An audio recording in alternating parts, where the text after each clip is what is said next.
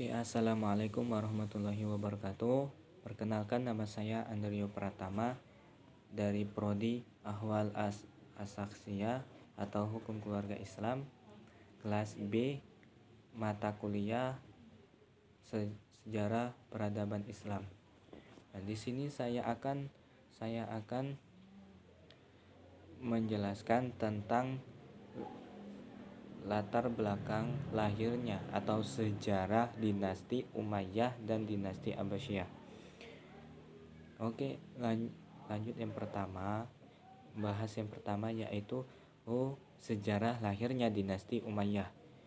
Nama dinasti Umayyah atau Daulah Umayyah ini berasal dari nama Umayyah bin Abdi Syam bin Abdi Manaf, salah seorang pemimpin yang kaya dari kabilah Quraisy. Pada zaman jahiliyah, Umayyah ini senantiasa bersaing dengan pamannya yaitu Hashim bin Abdi Manaf untuk merebut pimpinan dan kehormatan dalam masyarakat dan bangsanya. Nanti dari keturunan Umayyah bin Abi Sufyan ini lahirlah seseorang yang namanya Muawiyah bin Abi Sufyan. Muawiyah bin Abi Sufyan inilah yang nanti akan menjadi khalifah atau pemimpin pertama dari dinasti Umayyah, dari dinasti Umayyah. Nah,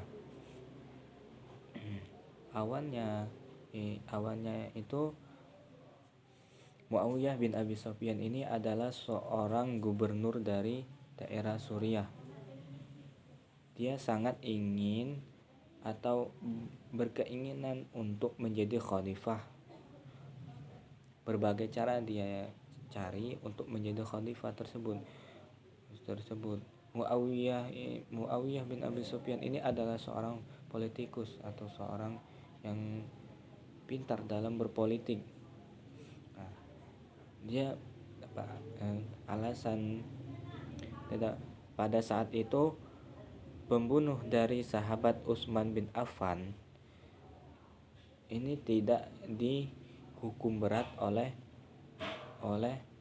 Sayyidina Ali atau khilafah yang keempat. Nah, dari itulah Muawiyah memutuskan untuk keluar dari pemerintahan pusat. Nah, mengetahui hal itu, Ali bin Abi Thalib mengutus seorang untuk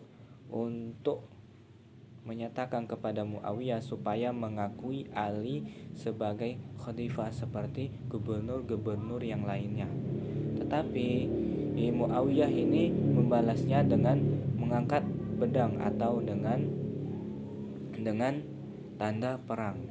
Nah, pada saat itulah pada kubu Ali dan kubu Muawiyah bin Abi Sufyan ini terjadi perang.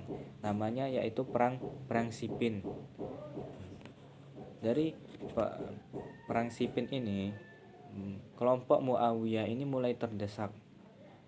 Nah, dia menggunakan taktik yaitu dengan mengajak Ali ini untuk berunding atau bermusyawarah siapakah yang berhak untuk menjadi khalifah.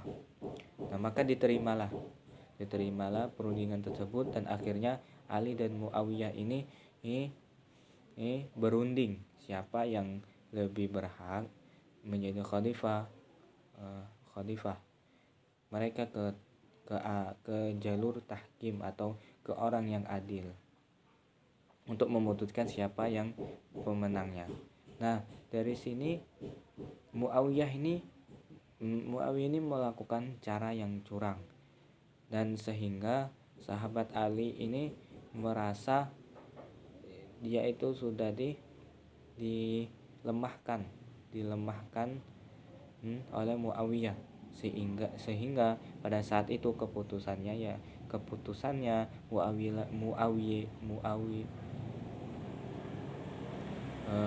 Muawiyah bin Abi Sufyan ini menjadi khalifahnya. Tetapi sahabat Ali tidak terima dan sampai terbunuhnya sahabat Ali tidak akan memberikannya kepada Muawiyah bin Abi Sufyan. Nah, mendengar kabar terbunuhnya Ali, nah Muawiyah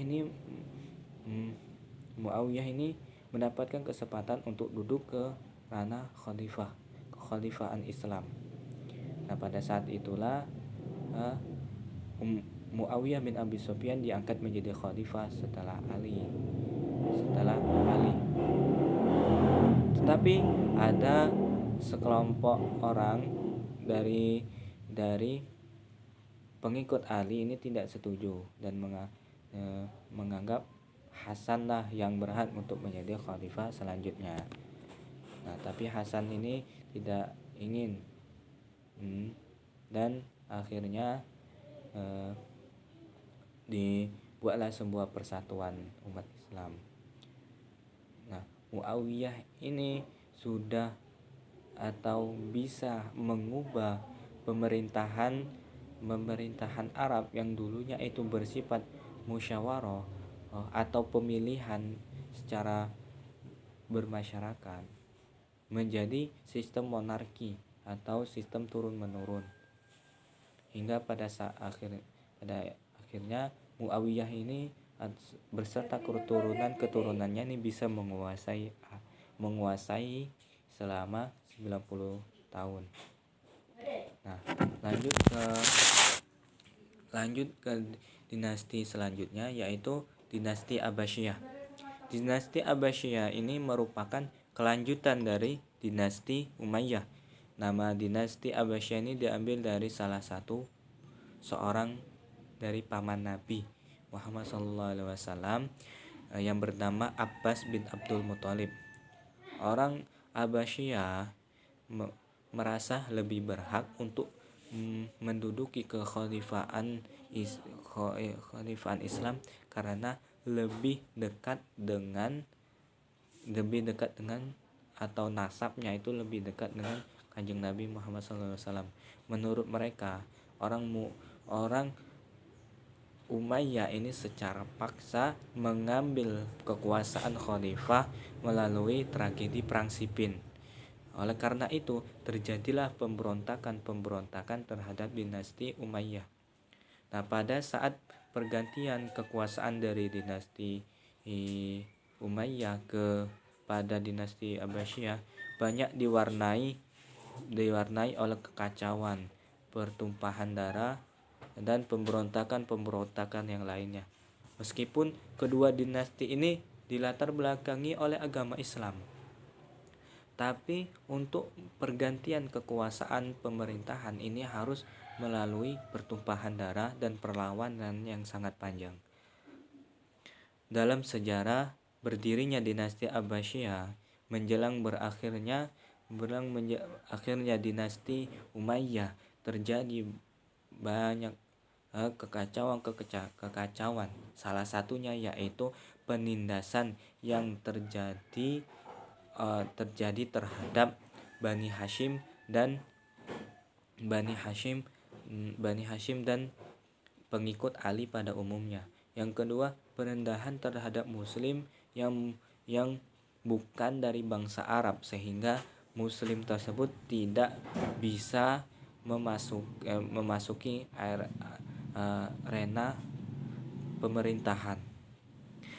Yang ketiga, pelanggaran terhadap syariat Islam dan hak manusia itu terjadi secara terang-terangan.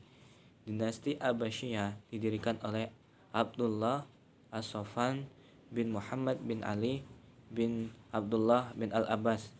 Dia dilahirkan di Humaimah pada tahun 104 Hijriah dan dilantik menjadi khalifah pada tahun 132 Hijriah.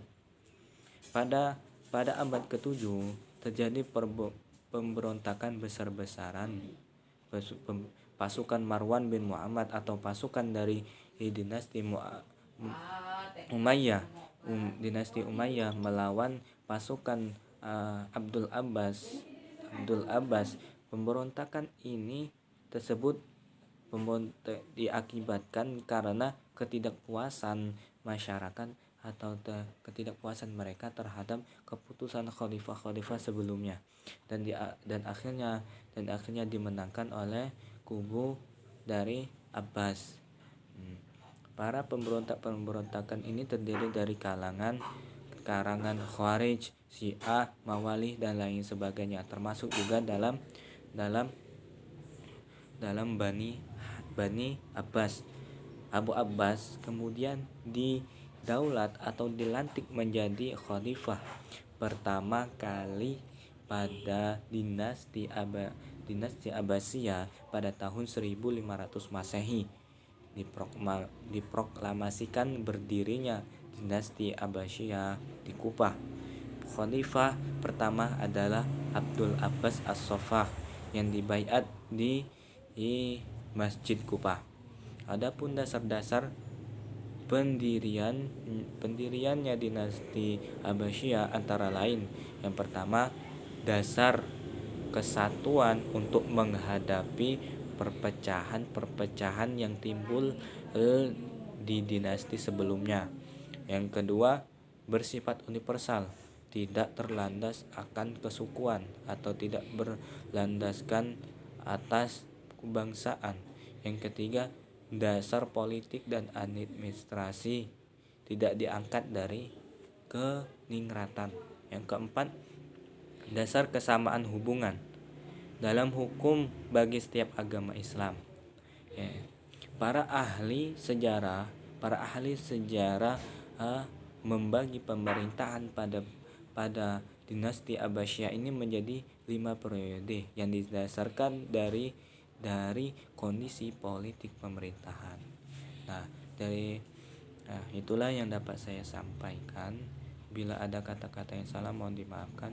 Wassalamualaikum warahmatullahi wabarakatuh.